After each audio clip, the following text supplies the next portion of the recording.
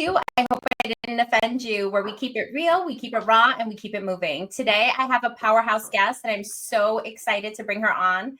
She's someone who isn't afraid to shake the table when it comes to women's health and wellness. I want to introduce to you Naihomy Jerez. Hi, everybody. I'm doing well. Thank you so much for having me. So you're so many things, right? You're a mom, a health coach, a fellow Bronx girl who knows that your hormones don't care about your feelings, but you thankfully do. Tell me a little bit about how you got started here. Oh my gosh. This story is so long, but I'm going to try and condense it. So the reason why I got here was because I had kids. I had my Like so second many of us. yes, like so many of us, my goal after kids was like I don't feel like myself. I don't look like myself. I want to find myself again. And my only and one goal was to lose weight. But I didn't want to torture myself. I was never a fan of crash diets. I couldn't stand them. I tried a bunch of things like pills and shakes and all these things. And I was like, that sucks. Like, I'll just stay like this. And then I just decided to do the boring stuff. I worked out once a week and then I started working with a nutritionist. I realized how much I learned and how much results I got. I ended up losing 50 pounds and I didn't believe it at first. I was like, everybody lose weight. Next year I'll be big again and I'll just tell everybody, like it just happens. I'll just have to find something else. But after 2 years, I was able to maintain everything. And I had two little babies. I had a long commute, a full-time job, and I was still living my best life, eating the foods I love, traveling. And that's when I decided, I'm like, wait a second, this stuff works. I just learned a lot of information that I didn't know before, and you're able to maintain your results with that. And that's how it got started, honestly. That's incredible. So obviously, looking at you, I cannot tell the difference from you and when I knew you back in high school. You look exactly the same. I remember you being this, and then for those of you who don't know, Naihomy and I went to high school together. So you were Yes. grade below me, yeah? Yeah. And so, like, I remember you being like tall, thin, energetic, more on the quiet side, but Hmm. like super, super knowledgeable, super, super smart. And then I see you on the social media and you have like blossomed in the last couple of years where you're really showing up for the things that you believe in. I want to know a little bit about how your personal struggles with weight, hormone, and diet, not only how they pushed you into this work, but like how did they ignite that flame within you that we see now? Yeah. I mean, that was an accurate description. Before I started this work, I was never on social media. So what you said about me showing up differently is 100% true. It has taken a lot of work because I was not that person. And if I was loud or talkative or whatever, it was very much in private, not definitely not publicly. But what has brought me here is how much suffering I see in our community, right? Like, just it's just so much misinformation, so much torturing ourselves, not loving ourselves, doing things that do not get us results, ruin our health, keeps us sick and down and depressed. And I didn't see anyone sharing this kind of information from a relatable space, from somebody who did grow up in the Bronx, who is of immigrant, mentality, and that's how I grew up, who eats the same kinds of foods I do. And I was like, wait a second, if no one is sharing this, and it was just this fire inside of me where I was like, I just need to say something because everybody around me is suffering. I have found something different that works, and I just want to share this. So it's taken a lot, but I just have to say it. I love that. I love to see it because obviously knowing you back then and knowing you now, it really feels like you found your purpose and you found your calling and you can see like that fire excuse me, that fire within you when you talk about things, especially women's health and especially hormone health. Also, you've talked about in the past how you were in corporate for many, many years before you made the switch. Mhm. How did you know when to make the switch? Like, what was the nail in the coffin that said, like, fuck this, I'm out of here. Like, I'm not doing this shit anymore? So before I became a food and hormone health coach, I was in corporate for 12 years and I did digital advertising, everything from the internet to TV, things like that. And as life is and as I am, I never really make decisions until I'm pushed to the edge. And then I'm like, fuck it, I need to. But it wasn't something where I was like, I'm going to be a coach, a health coach. I didn't know about the coaching industry. I had no idea. I just was like, I'm going to go out there and help women. That's all I said. And when I found out I was a coach, I was so embarrassed. I was like, oh my God, I'm one of those people. This is so embarrassing. I was mortified. But here we are. I had to accept it. And it all turned out like I was so unhappy in my career. It was affecting my health. I felt like there was a lot of microaggressions towards me. I had been in the company for a while. I didn't see any movement. And I decided to quit after one of the review periods. And I didn't really have a plan. But what happened was I went to this conference in LinkedIn. I read this book, and that's where the person, which is Minda Harts, in her book, she was like, oh, every great person has a coach. It's not just for sports. So that's when I decided to hire a career coach. And that coach on our first call, she was like, okay, how do you want to move forward? Do you want to, because I gave her my resume and then I told her about my business idea. And at the end, I was like, oh, I want to move forward. Let's fix my resume. And she was like, really? Like, after all you told me about this business and everything you've done already, why don't you want to do that? And I told her because I was scared. And she goes, oh, everybody's scared. But what about if I just help you launch this and take it off the ground? And I was like, okay, we can try that. So here we are almost 5 years later. That's incredible. It's so funny because your story is so similar to so many people's, but my story was the same. I Mhm. quit after a review period and I was passed over for a promotion because they wanted me in the field because I could handle the tough cases. And Mm, instead of prioritizing progressing my career, they prioritized their bottom line and their bottom dollar. And absolutely. it was then that I was like, I don't want to work for these businesses. I don't want to make other people money, first of all. And two, I don't want to be told how to do therapy by people who aren't in the field. Mhm. And for me, that was the breaking point of like, this is not aligned with me. It's not aligned with what I value. It's not aligned with what I feel like I should be paid and compensated for. And I also don't feel like they're prioritizing my mental health, my wellness, and my safety, or the mental health, wellness, and safety of my clients. Mhm. So I love that there's always this breaking point of women being pushed too far. And instead of staying the course, which so many of us have for so many years, we Mhm. finally rise up and say, fuck this shit. Like, let's get to where we need to go. Yeah, absolutely. I'm glad that you took that route too, if it wasn't aligned, because it is really easy to just stay there from what society tells you, the fears of finding another job or health insurance or what's going to happen, those kinds of things. But also, you talked about coming from like an immigrant background. Like, my parents are immigrant, I'm first generation American. Hmm. When you're raised by people who aren't native to this country, and when you aren't native to this country, the fear is very different because Absolutely. you're in survival mode. Your family comes here to make a better life from another country. You grow up seeing that. You grow up in that scarcity mindset. Sometimes there isn't enough for us. Sometimes we do have to stay in places that we don't fit in.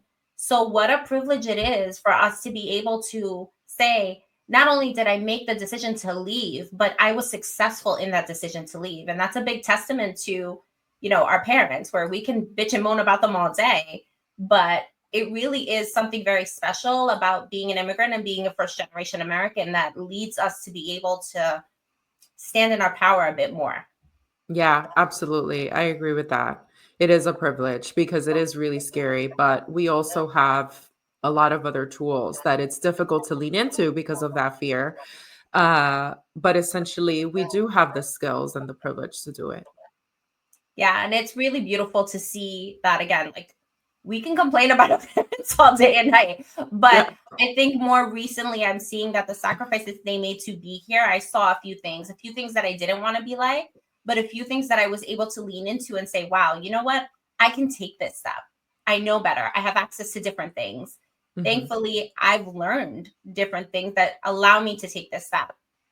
I think Yeah. the funny thing was, did you take the step before or after your kids? Of quitting? Yeah. No, after I had 2 little babies. So talk about how scary that was, because when I quit 2 weeks later, I found out I was pregnant with my oldest. Oh my god. So I was just like, "Oh shit, what the fuck did I do?" But you did it with 2 little babies. That's insane pressure for a mom. That's insane pressure for a woman. Yeah, it was scary because everybody was under my health insurance, right? Mm. And that was something that was really important, and my son has, like, special appointments and things like that, and so one thing I will say is that I did have a buffer. It wasn't like I was not financially safe for a few months too, because my plan was that I was just gonna get another job. And I had a few months of savings that could hold me over for my bills and things like that.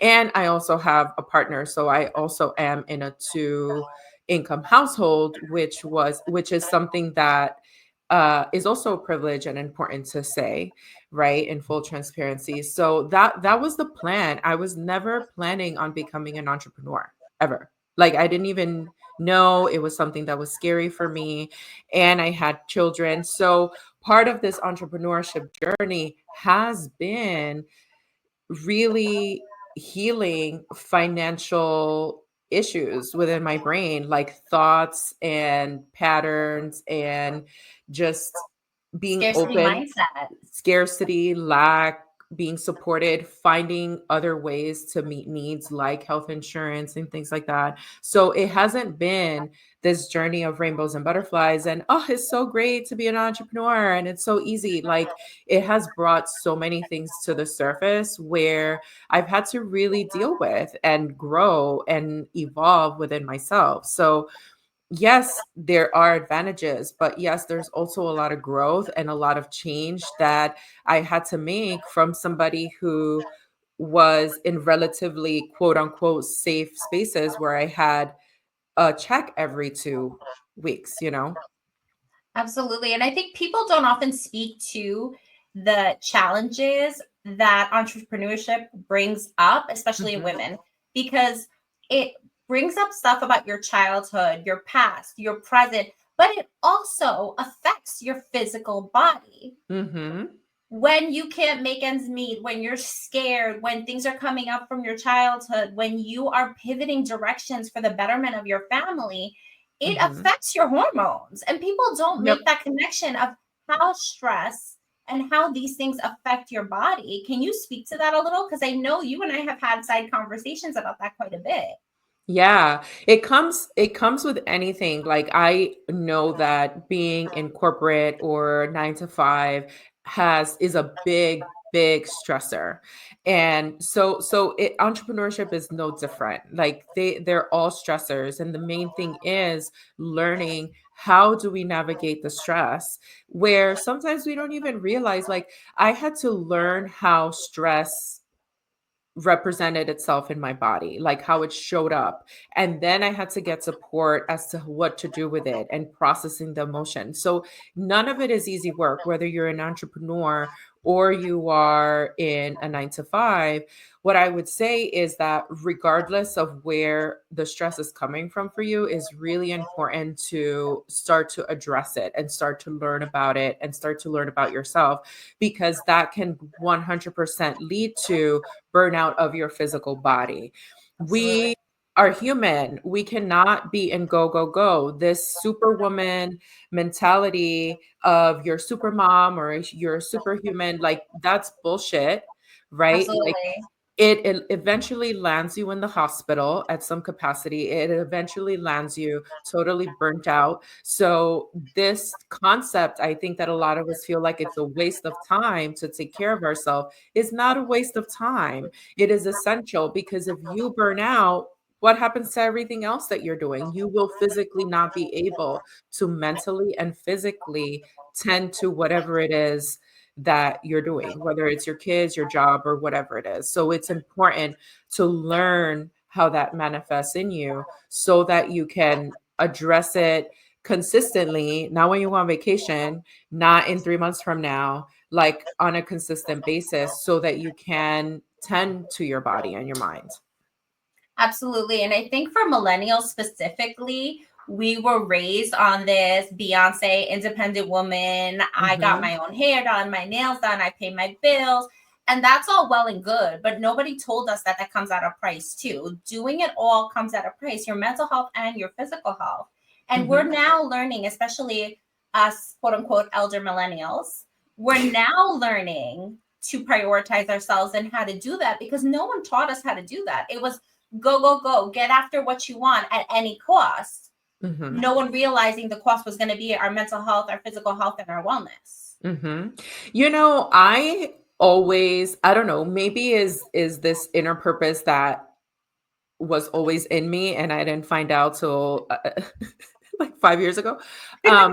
But I would always notice that in the workplace, right? Like women working themselves to the bone, parents, no support, and then they would burn out. And I would always say, like, I don't want that. Like, at what cost are we working so hard for? And I was like, this is such bullshit. Like, you grow in your career. Now you have people that you need to manage. You're responsible for their work. You're responsible for your work. You're working all the time. You barely get any time off. You feel guilty to take your vacation days or a sick day. Or you're punished when you come back with all the work Yeah. that nobody took and did. Yeah, exactly. And then you're striving for retirement. And I was like, who the fuck made up all these rules? With no Who guarantee that you'll ever make it to retirement. Exactly, because you're not freaking taking care of yourself. So you'll have all this money for what? To spend on your medical bills? Absolutely. So I was like, it just, the math did not math for me. I'm like, I don't want to wait till I'm 65 to travel. I don't want to wait. Like, how can we start to incorporate these things now? And I know it's like a hurdle for women to go through because there are all these stigmas. There is the microaggressions, there is like not equal pay, right? Absolutely. The regression that happens when you're out on maternity leave, the fact that you are, women of color, like there's just so many things that get in the way of, or that makes it even harder to get anywhere. But I was like, I am not about this life. Like there is so, and I started to math it. I'm like, I'm working for how many more years to put up with all this bullshit, to not see my kids until they're cranky as hell in the night and they're all grown up. Like it just didn't make sense to me. Yeah. And I And to didn't feel like you're know, failing everyone. Like huh? you're failing your kids, you're failing your spouse, you're failing Yeah. yourself. Like it doesn't make any sense. You're so right. No. And then you're so stressed, you can't do anything for yourself. Talking about hormones, like you're not feeding yourself right, you're not resting, you're not sleeping, you're not managing your stress, like nothing. You're on this hamster wheel just producing and producing and producing. And that is hard work to undo. But for some reason, I was like, why does no one else think this is bullshit? Like, I don't know. Yeah. I think it makes so much sense because this is how we were raised, like almost Hmm. indoctrinated into this idea that not you don't you live to work, you don't work to live. And I Hmm. think we're waking up now, especially our generation. I feel like as many clients as I see, most of the clients I see are around our age. And I'm Hmm. seeing this enlightening happen, this wake up happening of I want to experience life. I don't want to be my parents' age. And I see they're working themselves to the bone, retiring at 65, sometimes 70 and above, and they haven't traveled the world. They haven't Mhm. done anything with themselves. They have always been in survival mode. And Mhm. that could be because of where they came from and how they grew up. But we're realizing that there's so much more to life than making somebody else money who Mhm. doesn't appreciate us, who may not even okay our ability to take a vacation, right? There's so many places that offer unlimited vacation, but then you can't actually go away. Yeah, that was where I worked. It was a limited vacation. And something I started doing towards the end was taking um 1 day a month off with for no reason. I was like, F this. I'm just gonna take a day a month off. And I recommend that everybody who is able to do that, who has unlimited vacation days, just take a random day off and do whatever you want. Sleep. One time I got a tattoo, go do your hair, do your nails in the middle of the day, go to Target. Well, maybe not Target. Target's canceled right now. Walk the streets, go to the garden, do something. Visit your local businesses. Yes, Visit your if local there's mom and pop any. businesses. But yeah, it's I'm glad to hear that there's an enlightening happening and people are waking up to how much of a BS setup this is, right? Absolutely. Hmm. Absolutely. So we definitely started the conversation talking about women's health and hormones, and now we're talking about women's liberation and how us millennials are switching directions. But just to bring it in a bit, I want to break down some of the myths around women's health.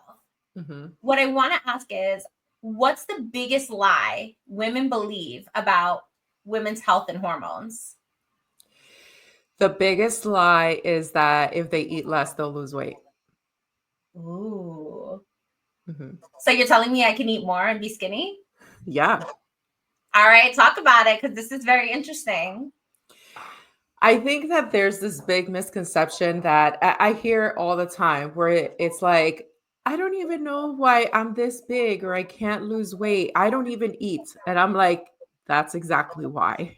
I think that a lot of the information out on the internet is accurate, but we need to see who it was tested on and who is intended for, right? Because a lot of Generally white men. exactly. We are not white men. We are not men. We are very complex, beautiful humans. If we menstruate, if we have a uterus, ovaries, and all that, and we must take that into consideration. Our innate physiology, the way we work, is very different from a man's because if we take it all the way back, the sole purpose of humans or any living creature on this earth is to procreate and to not let your species die out. So if we take it all the way back to basics back then our body needs certain needs and the evolution of our bodies has not caught up to modern conveniences and the way the world is shaped now. And I think that that's what's gotten us into a lot of trouble. So not only is the stressors and the work and all that, but it's also this misconception of if you don't eat, you don't gain weight, or if you don't eat, you can lose weight. And I mentioned that because that's one of the main goals of women. It was my main goal and how I started too. I didn't know everything else that surrounded it. So I'm not saying go eat anything. That is not the way to do it either. But there is a value of learning how food works, the kind of nutrition our body needs, the timing in how to do it, and that it actually helps your body release. Because when we're not eating, we're keeping, and then you're stressed the fuck out with everything you have going on. Your Right. body's like, no, we need to hold on because there's a famine coming, there's war happening. Like your body is just receiving chemical messages from you. It doesn't know that you're actually quote unquote safe and that you're just stressed out with work and an email instead of like being, Chased I by a don't bear. know, chased by a bear, lost in the forest. I don't know what. So it really messes with our hormone health to be that stressed and to add on to pile on stressors like not eating appropriately. Absolutely. So you talked about food and what we can and cannot eat. You have been really big on social media about swaps, especially with cultural food. And I know that people are not going to want to give up their rice and beans. They're not going to want to give up, like my people are not going to want to give up their gyros. Mhm. How do you help clients find balance with losing weight and eating the foods they love?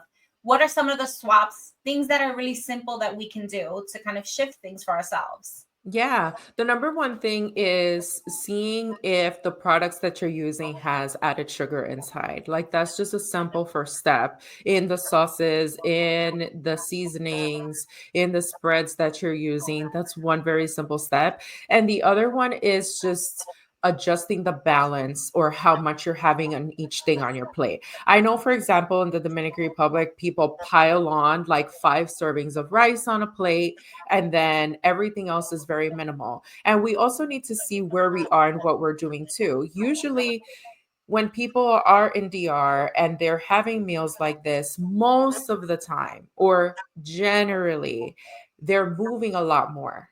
Mhm. Right? They're not going to a computer and sitting there. So they're most likely using up this energy. So even having rice and beans, gyro, pitas, whatever, in more of a mindful way, because people think I need to eat a lot of this because I need to fill up. But essentially, people also don't notice what the difference between I'm bloated and I'm full is, because bloating gives you this feeling of fullness, which you're Especially in not the full, US, especially with the especially in the food here. US. Yeah, yeah, yeah. So with the inflammatory oils and stuff, so you might be inflamed, you might be bloated, all these things are happening, and you're like, and you perceive that as a feeling of fullness, but it really isn't. So really just kind of adding more variety to your plate with the rice and beans, with the bread or whatever, can actually really help you give your body a little bit more diversity in what you're eating. It'll give you actual fullness, more stability with your blood sugar and your hormones so that you can possibly lose weight. Everybody's different, so we would have to dig in a little bit more, but that alone can start to help you. And I think you're bringing up something that we don't often think about. Our lives have changed. Mhm. Many of us work from home. We're on our asses all day. We don't Mhm. need the carbohydrates that we used to need to sustain ourselves in a job where we're commuting and walking, or 20, 30 years ago, even more so, where we were doing more heavy labor. There's Mhm. times where I'm at my desk for 6 hours and I don't even get up to pee. And so, Mhm. like, I don't need a heavy plate of carbohydrates after that because I haven't done shit. Like, my body hasn't moved.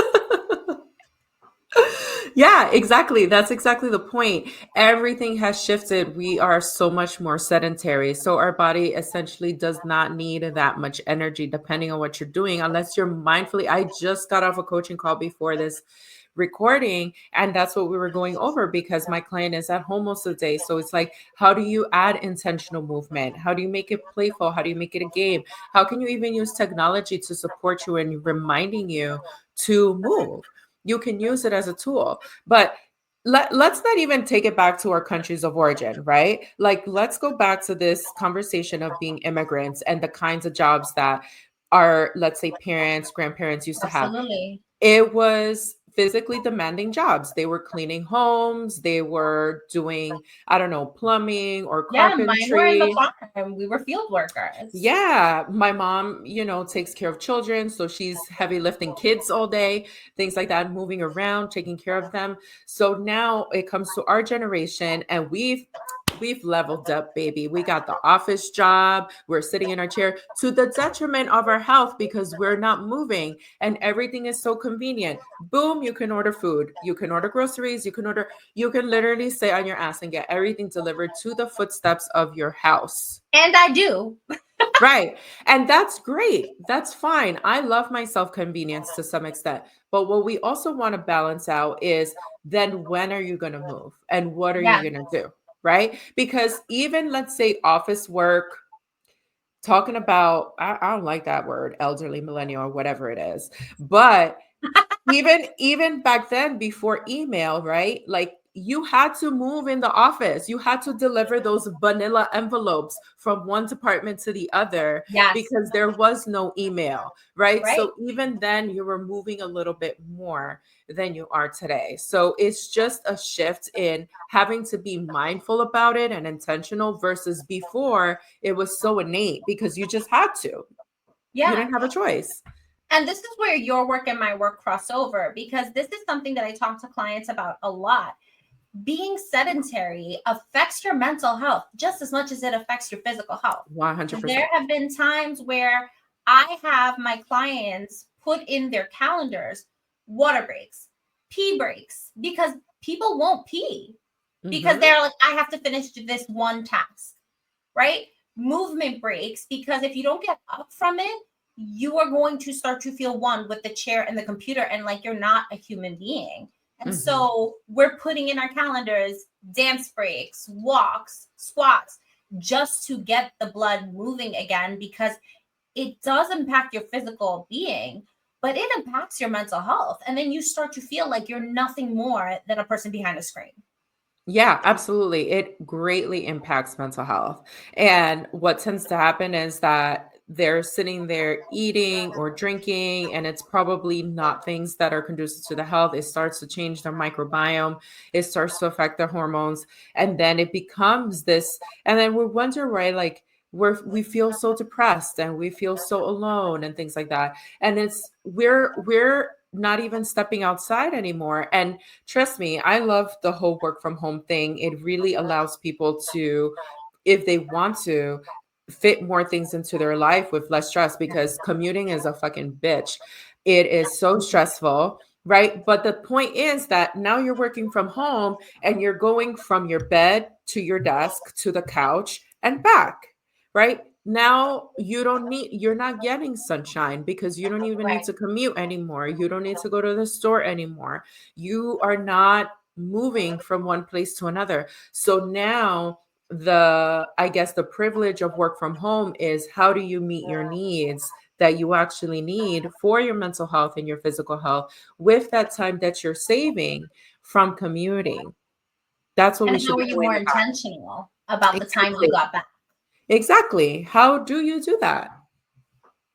I love that. I think that it's a lot that we have to think about now, because obviously post COVID, the world has changed in so many ways. And yes, there are so many more conveniences, but then being intentional about the time you're quote unquote saving, right? Because it doesn't always feel like you're saving that time, makes a huge difference, and it impacts your mental health and your physical health and your overall well being.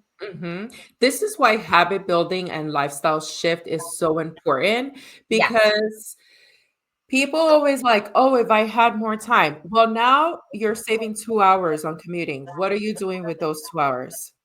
Okay. And usually the answer is working more, Either right? working more or being on the phone more, but like watching TV more. So it doesn't matter what in reality your situation is, or sometimes like how busy you are and stuff like that. You need to really want it and really be determined to figure it out. So when I started my journey, it was pre-COVID. So I did have the 2 hour commutes. I did have to drop off my kids at daycare. I had to commute another hour to go all the way downtown.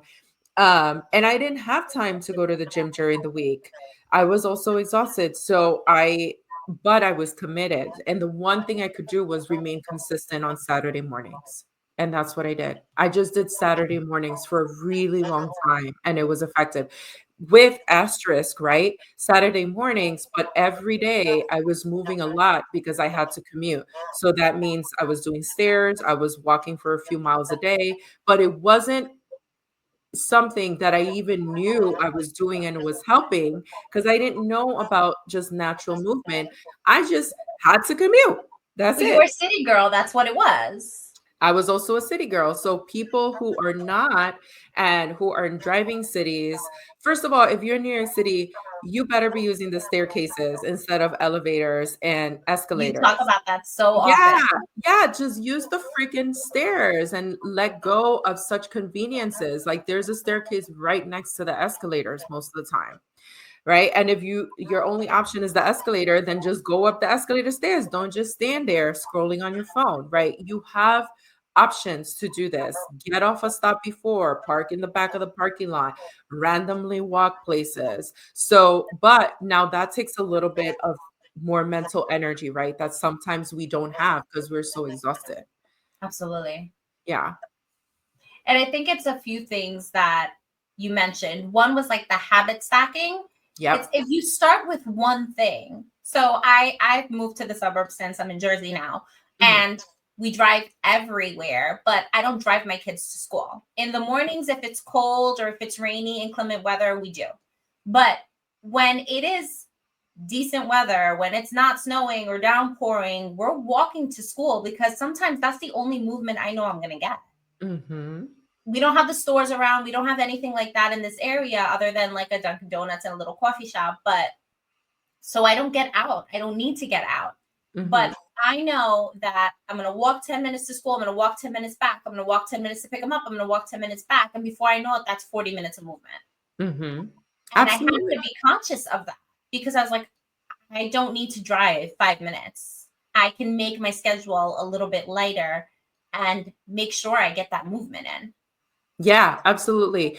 It can be that simple, and also adding things at home, like moving in your house is a possibility, right? Or walking aimlessly in your neighborhood for if you feel safe to. Like there's components to this, right? Like some people don't feel safe, or in the wintertime it gets dark early, things like that.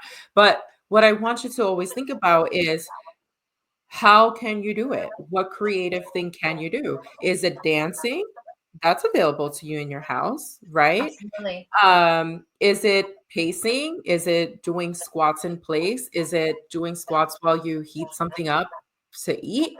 So it's just that willingness to be creative and to be curious as to how can you do it. Because also I think we've been painted this picture that it has to look a certain way and it has to be so organized, right? But it doesn't have to be. Most of our lives, it was not organized exercise. It was like lifting up heavy rice bags or water jugs or something like that, like pulling and pushing, doing your laundry, things like that, that you can definitely make impacts with. I love that. I think getting creative with it, and if you're a mom, including the kids in it, 100%. I I think it's so funny. So I recently started doing these Grow with Joe workouts, and Mhm. I would like laugh and be like, "Oh, this is so cheesy. Like, who does this?" And then I started doing them, and I was like, "Oh, I do them." And it's simple movements for 20 minutes, 40 minutes. But the kids are like obsessed with it. They get really excited to see you doing things and taking care of yourself. And it's really funny because their dad is an avid exerciser, a runner, lifts weights, and they're like, "Mommy, how come you don't exercise?" And I'm like, you know what? I'm not going to give them the whole because mommy does X, Y, and Z, and like mommy doesn't have time to.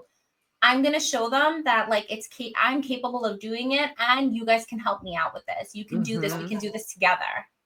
Yeah, it's beautiful. And now there's so many like YouTube videos of dancing with your babies or wearing your babies and doing all that. When my kids were younger, because now my kids are like 100 pounds a piece. And they were like, Mom, squat with me. And I'm like, I need a full warm up to do that now with you. But they're Yeah, your guys are older now. Yes, they're 10 and 8. So yeah, they're super big and they're almost my size. So I'm like, dude, I need like a full warm up to like try and squat you.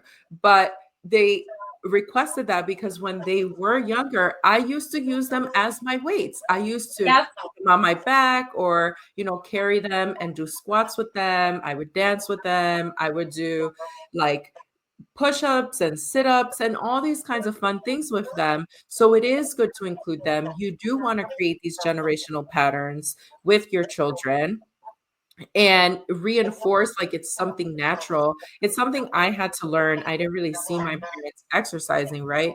So it's such a gift to include them in these conversations, include them in the movement building, for sure. Yeah, and I think that's something to be said too. Like we didn't see my parents didn't exercise. Like my mom is such a Pilates princess now. Like now in her older age, she's definitely decided to take care of herself. She goes to Good. her classes. Like you can't even make plans with her during that time because that's her set time. Good for But her. like I didn't see that growing up because again, like she was an immigrant. She was working to survive. She was, raising a household. But it's nice to see that now. And I think that again, because of our lifestyle, we need to shift. We can't Hmm. do old things for new ways. Like it doesn't work. Yeah, absolutely. Absolutely.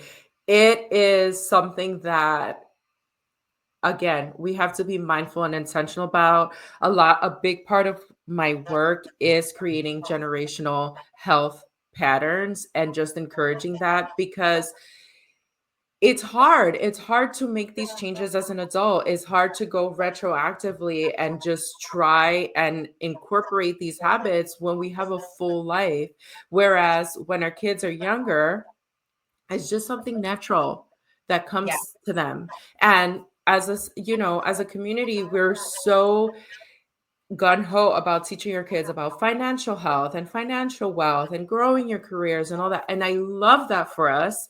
But the one thing that's being left behind is our health, right? absolutely. And it's the number one most important thing. How are you going to be successful in your career and do everything you want to do and take advantage of your money if you're so unwell, right? Absolutely. Hmm. I want to run you through our signature questions because I think we've gotten a lot of good information, but I want to kind of give you some rapid fire things to think about. So, the first thing that I want you to answer is what's one thing you hope doesn't offend people, but probably will?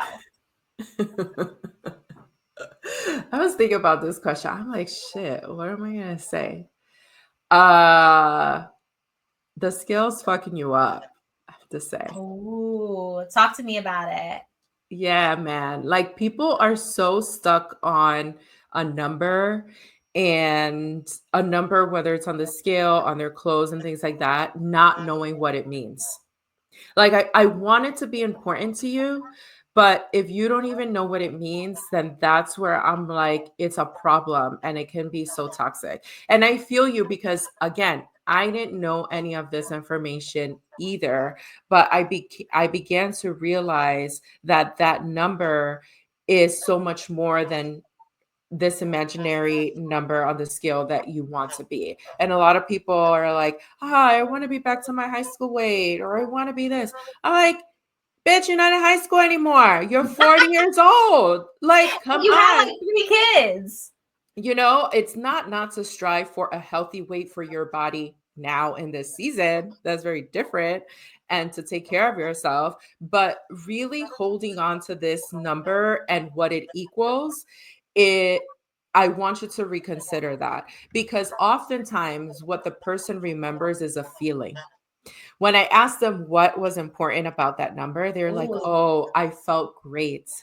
I felt my best. I felt really energized. And they don't realize that that number doesn't equal that feeling. Okay. So I think that's one of them. So are you pro chuck the scale out the window? Are you for these fucking body scanners that like tell you how much fat you have, your bone density? Like where do you align with the scale? Are you just like fuck it, or like is there some use to it? I think there's a use to it, but I think it's how it's perceived. So there's Mhm. some clients I'm like, they ask me, should I weigh myself every day? And I'm like, you can, as long as you have the right mindset to do that, where it's not going to ruin your whole day. And you're going to be like, oh, it's 2 pounds up from yesterday. I'm going to not eat today. Well, didn't we just talk about not eating, right? You're like, we're humans, especially women who are menstruating. So that 2 pounds might be that you're holding on to more water. That 2 pounds might be that you haven't pooped. That 2 pounds might be that you have some inflammation, right? So if you have the right mindset, it is a tool to track, but I don't think it should be the only tool. And I am for the body scanners. I did have a DEXA scan myself, and I think it's a lot more accurate to determine longevity, long term health, and to set goals for what you want. Because what oftentimes starts to happen is that people start to lose weight and they're so happy because the scale's going down, but they don't realize that what they're losing is muscle mass, is their bone density, which is detrimental for overall health and long-term health. So getting a scan can give you a lot more concrete data as to how to move in your wellness journey. But when we're just stuck on one number, that's the sole number on the scale, and you're not taking into account how human you are and how our weight fluctuates, and how weight loss can impact your health, that can be a little bit of a toxic relationship. I love that. I love how you're not for or against, but it's use it as a tool, but don't base your whole mental health, physical health, and wellness on the scale. Yeah. All right. So I'm going to rapid fire some questions at you now. We're doing hope or nope. So hope is if you're into it, if it brings you joy, if you're totally about it. Nope is straight up hell no. Okay. All right. Ready? Okay. All right. Intermittent fasting, hope or nope? Is there a damn, little the first pressure? one? Intermittent fasting, as it's described drastically in the internet, no, specifically for women.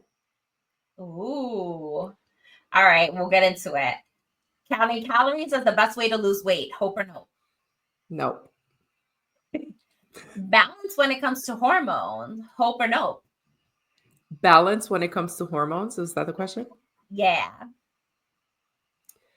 Like, is there hope for us achieving balance when it comes to hormones, or like, no, we're just going to be fucked up the rest of our lives? Hope. The idea that all carbs are bad. No. Gut health being the key to overall wellness. It's in the hope category. Hormone testing as a must for all women. Nope. Ozempic and weight loss meds as a fix. Nope. Drinking coffee first thing in the morning on an empty stomach. Nope. Oh. I was hoping for a little bit of hope there. Oh, I got a good one. Okay. Cycle syncing your workouts and nutrition. Nope. Ooh. I didn't think you were going to nope on that. Mm-hmm. Diets that claim to balance your hormones in 30 days. Nope. Ooh, really interesting. I feel like each of these could be our own little podcast episode. Yeah, I know. All right, so I'm like a little shocked. All right, I want to get into the drinking coffee because more recently I've heard it's okay. Why is it still a nope on your list? It's not drinking coffee. It's drinking coffee in the morning on an empty stomach is the whole statement or question. Yeah. Yes. And it goes back to hormones, right? When we wake up, our cortisol is elevated. It is how we wake up, right? And coffee increases a cortisol spike. So what you essentially want to happen, and then if your cortisol is too high, then your blood sugar goes up too. And then insulin comes into the picture. So it's like this little hot mess that you want to like soften up in the morning, and you don't want to pile on. Right. So what happens is that you do really want to have this cortisol just dip down, and it starts to happen a few hours after, and you want to balance your blood sugar too. So this is why a lot of the recommendations, especially for women, is to have a high protein breakfast, have some sort of protein, and then have your coffee, because all of a sudden you've communicated to your body, hey, we're safe. Cortisol starts to dip. You give your body some protein. You know, your blood sugar is nice and regulated, and then your body can probably handle that little bit of a cortisol spark that happens after coffee. So it's a lot more also calming for your digestive system. You don't want to just like shock it with pure coffee in the morning. All right, I'll make a change. Begrudgingly. Even a protein shake. Sometimes I don't even eat like actual food. I'll have like a plain protein shake, which means like powder and water. I don't do the whole smoothie business. That's it. If I really want coffee and I don't want to eat or I don't have time to eat. That makes more sense because I think a Mhm, lot of times it's going for that like warm, nurturing cup of coffee. mhm. Um, I have swapped out bone broth on occasion, so you would be proud, Mm. but like 90% of the time it's coffee. Just because we're keeping it real. Yeah. All right. My last question for you, my last rapid fire question is, tell me the raw story that flipped your world. Give me one so real that it might offend those who prefer comfort over the truth. Oh my God. Raw story that flipped my world. Not that we haven't been raw this whole episode, but like now we're gonna needle you a little more. Man, I should have thought about this one a little bit more. That might, because I'm focusing on that might offend those who prefer comfort over truth. Hmm. So maybe a Oh, time where you were so like you were so uncomfortable that uh-huh. you knew you needed to make a switch. And you talked a little bit about that when you started your business. But is there Hmm. ever another time that you were like, fuck, this just isn't it for me? My previous lifestyle, I have to say, and I'm going to keep it in that wellness category. And I feel like I do have answers to this. It's just like, examples of bits and pieces. But what I feel like people might take offense to, or they'll shock to them or whatever, is that you have to want it so bad, like the changes that you want, that you cannot give a fuck about what other people are going to say. And I think that that's the hardest part of a wellness journey. Like, you literally need to mind your business, stay on your track, because I think one of the hardest things about making a lifestyle switch and focusing on your wellness is that a lot of people have a lot of things to say, and there's a lot of noise, right? So you're not in isolation when you're doing this, because you need to live your life. Like, there's parties, there's vacations, there's Yeah. family gatherings, is your whole fucking life, right? So what happens is that a lot of times you want to do something, but you keep falling into peer pressure, or you keep falling into what your family does or your friends do, and you don't stand your ground. And then people have a lot to say, like, oh, you're always on a diet, you're changing, you don't want to be this, you don't want to You're do no that, fun because you're not you're drinking boring. anymore. Yeah, yeah. So that's why I always tell my clients, you must work on your confidence and your mindset and your why of why this is so important to you, because it's really easy when you're at home in your routine on your own. But as soon as you step out into the streets, it becomes like piranha land. Like, everybody has, and if you're not strong enough, if you don't know your why, if you don't know, like, if you're confident in your decisions and what you're doing, it can continuously deter you from sticking to the changes you want to make and your goals, even if you're seeing progress and you're seeing results. And I Absolutely. want to be clear, because I'm talking about lifestyle shifts. If you tell people, oh, I'm on keto, I'm doing intermittent fasting, I'm doing whatever the fuck timeline diet, everybody's like, oh, that's so good, go girl, like, yeah, blah blah blah. You know why? Because they know it's eventually going to be over, and that's deemed as okay and cool. But as So long they'll get as their friend back. they'll get their friend back, you're eventually going to be back. It's like something that people understand, and it's trendy. But as soon as you're just meeting your own needs just because, and it's for no reason aside from, no, I don't want to, it becomes an issue. I So talk about that a lot in session too, about your boundaries. When you're making yes. shifts for your mental health and your physical health, there's going to be pushback because people are used to you showing up in a certain way. Yep. And then when you Absolutely. show up and you're like, I'm not that bitch anymore, they don't Hmm. like it because you're shifting not only their perception of you, but because you're changing things, you're forcing them to think about themselves in a way that they haven't.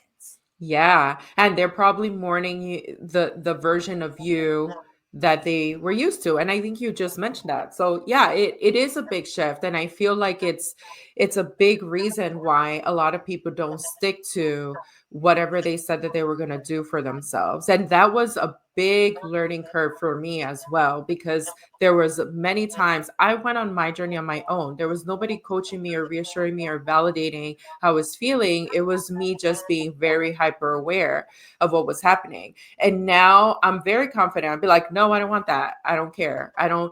Restaurants too, with servers and people pushing all these things on you, drinks and bread and all that. And I was telling my clients, you need to remember that these people, like they're a business. They're trying to ring up your check because they'll get a larger tip.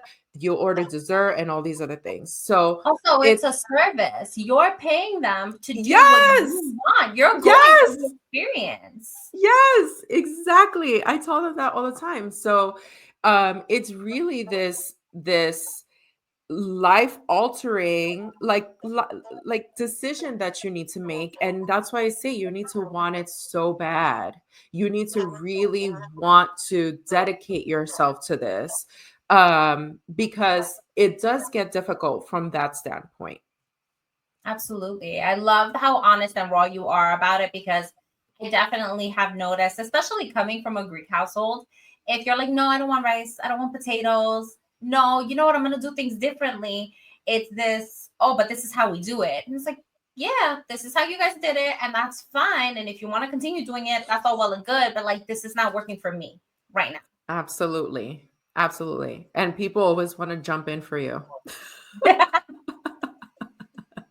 now. So we're coming up on time a bit. I want to ask, if someone is listening right now and they're exhausted and bloated and moody and they feel absolutely lost about what's the next step, what's the first thing they need to do? The first thing they need to do is pick a place and start. Like try your best to commit to that. And by committing, I don't mean 0 to 100. I mean one thing. Like if it's having breakfast before coffee, then you start there because that's a shift that is impactful, right? You're switching something up in your routine. Not Also, reading me. huh? Not you reading me. Yeah, just pick one thing. I see that if it's so overwhelming that you're procrastinating or it just feels really hard, then seek support. I think that that's really important. I haven't made it this far on my own at all. That's another place to start. And committing to the change, like I said, like how much is enough?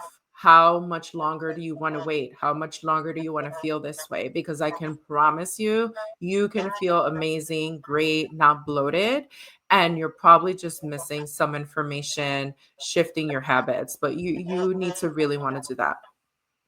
So talking about people seeking support, where can people find you, work with you, get their hormones in check? How do we find you? Yeah. Well, not me, I found you. Yeah, come hang out with me on Instagram at Naihomy Jerez. You can also visit my website. Right now, I am enrolling for my group program called Sugar Mama, where we really take a deep dive into sugar and maybe how much extra you're having, how it works, and how to actually enjoy it where you feel well. So it's not about separation or restriction, it's about knowledge and mindfulness and enjoying like with a good knowledge base. So that's happening. And I also do private one-on-one coaching for 6 months. And you can find all that information on my website or in the link in bio. On Instagram, you can feel free to reach out. Awesome. And we'll make sure we have everything tagged in the episode so people Yeah. can find you really, really easily. Oh, and I always forget this. I'm so terrible. But I also have a podcast called Wealthy Generation, WELLTHY. You can hang out with me there and learn a lot more about hormones there. I love it. And I definitely feel like there's so many more topics that we can get into. And I know you've covered a bunch on the pod, and the pod is amazing. So it's so great. It's so fun when someone who has a podcast gets to be on somebody else's podcast too. All right, Naomi, thank you so much for coming here. I think it's so amazing to see how much you've grown, what you're doing with your business, how honest and real you are, and how inspirational you've been to so many of us. Yeah, thank you so much for having me and inviting me. It was such a blast. This was amazing. So if this episode dragged you a little bit, if you felt red to filth like I did because I drink coffee first thing in the morning on an empty stomach, that's good. It probably means you need Naomi's help, or at the very least, you needed to listen to this episode.